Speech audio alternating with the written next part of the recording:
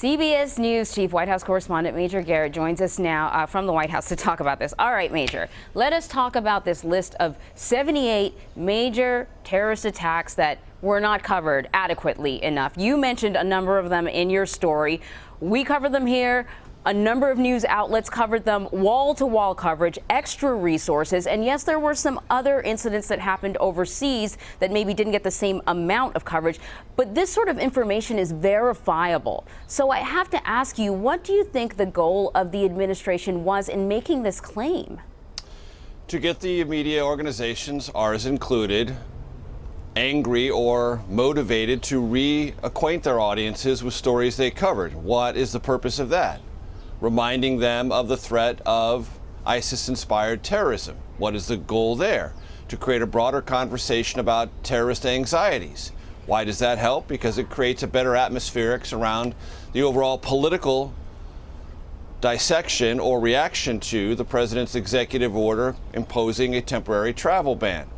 It's pretty clumsy because it has no basis in reality, but it does create a conversational format around the underlying story, which is what are the courts going to do or not going to do with the executive order, and was it legitimately motivated on behalf of protecting American national security? The White House asserts over and over again, both publicly and in its legal filings, the executive order does.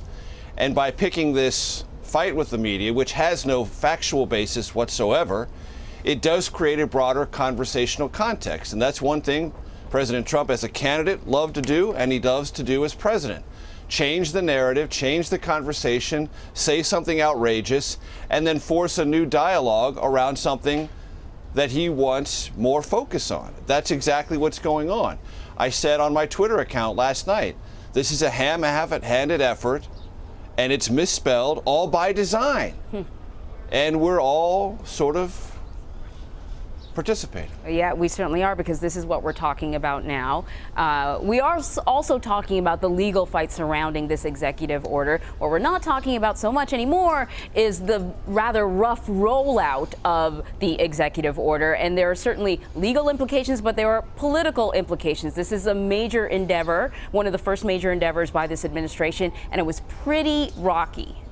It was. And there's now been a recalibration of the way in the White House executive orders are prepared, how they are vetted, who's part of the vetting process, how many of the other relevant agencies are brought into that review process, both legally and procedurally. None of that was done on the executive order imposing this temporary travel ban on 7 majority Muslim countries. And so the White House has begun to understand that if you're going to do these sorts of things and give the president the photo op of an executive order signing, it might be wise to have that executive order legally defensible. Now, the White House asserts, as Jan Crawford indicated, that this executive order is legally defensible. There is a legal dispute about that is likely to end up at the Supreme Court. The political ramifications writ large are probably still a net benefit for the White House, in that the president will say, I'm doing everything I can. National security is my top priority. The courts are going to interpret this, but the law is on my side, and I'm going to do everything I can to keep the country safe. And as a meta-political issue, that will probably redound to the president's net benefit. The political underside of that, though, is it has deepened a sense of Republican, if not anxiety, certainly curiosity about how capable this White House is of putting together solid policy and executing it in a credible and legally defensible way. That's the underbelly of this executive order on Capitol Hill, and it's not a very pretty one. No, it's not very pretty, but you can't tell quite now if it's not pretty on purpose as a distraction or if it's just not pretty. Our Major Always Garrett, hard to tell here at this White House. It certainly is. Major Garrett at the White House, thank you so much. We appreciate your time, Major. Sure.